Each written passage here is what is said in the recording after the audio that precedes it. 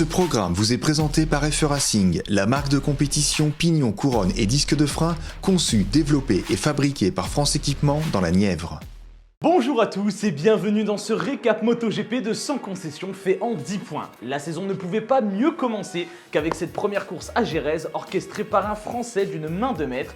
Vous allez voir, on va vous expliquer tout ça. Qui est le grand gagnant de cette première édition? Tout simplement Fabio Quartararo. Le Français avait déjà brillé l'an passé pour sa toute première saison MotoGP et cette fois-ci il vient éblouir le monde des Grands Prix avec une victoire fabuleuse, éclatante mais surtout indiscutable. Et oui, il rentre par la grande porte des Grands Prix en devenant le tout premier Français à gagner une course en MotoGP depuis l'avènement de ces machines-là en 2002. Il devient le 4e Français à briller en catégorie reine puisqu'avant lui, à l'ère des deux temps, on avait eu Pierre Monneret en 1954, Christian Sarron en 1987, mais aussi Régis Laconi en 1999. Et oui, Fabio n'est pas le premier à faire retentir la Marseillaise en Grand Prix, mais on espère aussi que ce ne sera pas le dernier. Et à seulement 21 ans, Fabio s'est même payé le luxe de reléguer son futur coéquipier Maverick Viñales de l'équipe Yamaha officielle à plus de 5 secondes en course, et il aura aussi au passage pulvérisé le record de la piste en qualification. Bref, deux mots s'imposent, bravo Fabio. Le champion du monde sortant Marc Marquez a perdu gros en chutant à l'issue d'une remontée spectaculaire dont seul lui a le secret. Parti de la première ligne, Marquez avait déjà remporté cette édition de Jerez l'an passé et il fera un départ fulgurant puisqu'il prendra la tête des opérations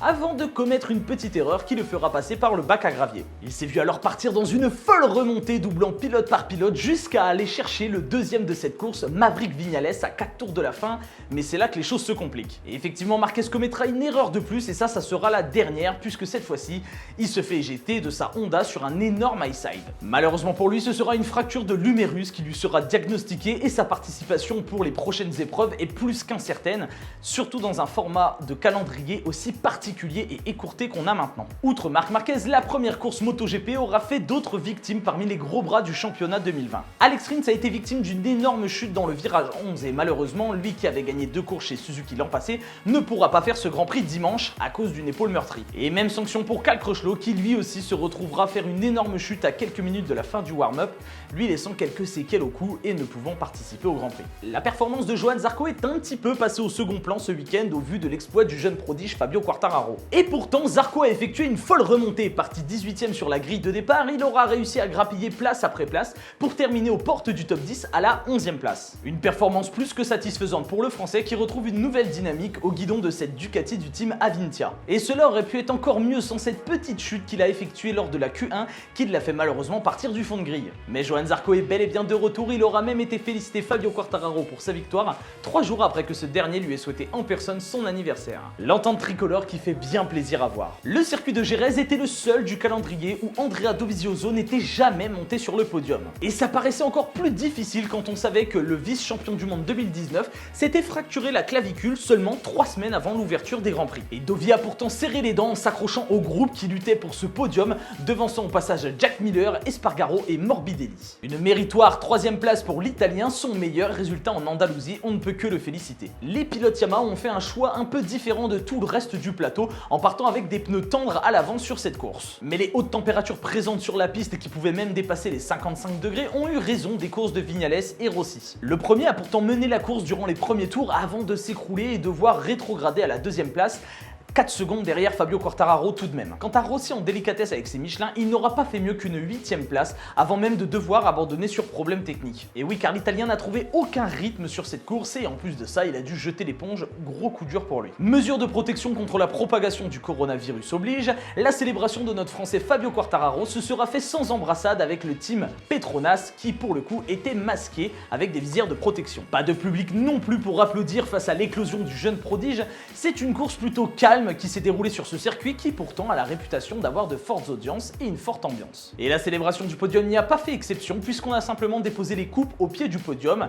Il n'avait plus qu'à se pencher pour les ramasser, pas de contact physique. Néanmoins, on ne boude pas notre plaisir de revoir des courses et si elles doivent se dérouler comme ça chaque week-end et être aussi spectaculaires, je pense qu'on peut en payer ce prix. Si Yamaha peut se féliciter du doublé Quartararo-Viñales et Ducati également en plaçant 2 de leurs pilotes dans le top 4 alors que c'est un circuit qui ne réussit pas vraiment aux italiennes, c'est aussi une félicitation qualification qui s'impose pour le team KTM. Effectivement, 2 de leurs motos ont terminé dans le top 8, notamment avec un Pol Espargaro plutôt impressionnant qui aura réussi à tenir tout le long de la course le groupe qui jouait le podium. Et la 8ème place de Miguel Oliveira est aussi sa meilleure depuis ses débuts en MotoGP alors qu'il est chez Tech 3, équipe qu'il quittera dès l'an prochain pour le team officiel. Le bilan est en revanche désastreux pour Honda qui perd ses 2 pilotes phares sur blessure et qui devra se contenter d'une maigre 10ème place offerte par Nakagami. Et ce ne sont pas les seuls à souffrir de cette situation puisque aucune Suzuki n'était présente sur la grille de départ, Rins s'étant blessé et Joan Mir étant tombé en début de course. Et Aprilia ne peut pas non plus être satisfait puisqu'Alex Espargaro est tombé et Bradley Smith a fini bon dernier. L'officialisation de Pol Espargaro aux côtés de Marc Marquez dans le team Honda et celle de Danilo Petrucci dans le team Tech 3 a été un feuilleton suivi toute la semaine par la possible signature de Rossi chez Petronas. Tout le monde est d'accord pour dire que ça va se passer comme ça, mais Rossi lui insiste sur le fait que pour l'instant,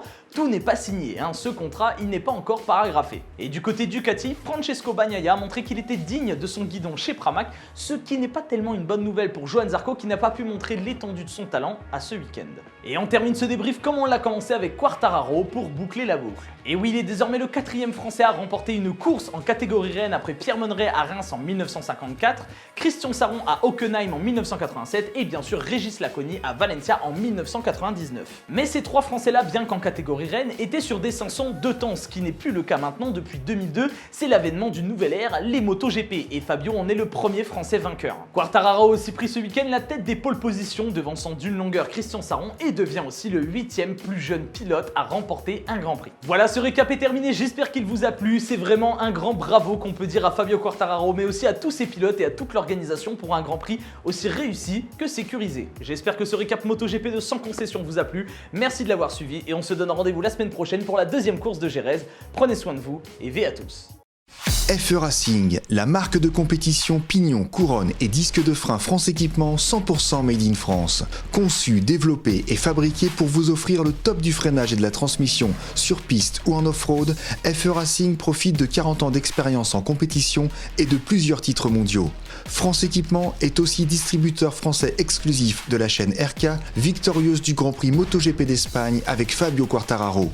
RK équipe 100% des kits chaîne France Équipement pour rouler avec ce qui se fait de meilleur.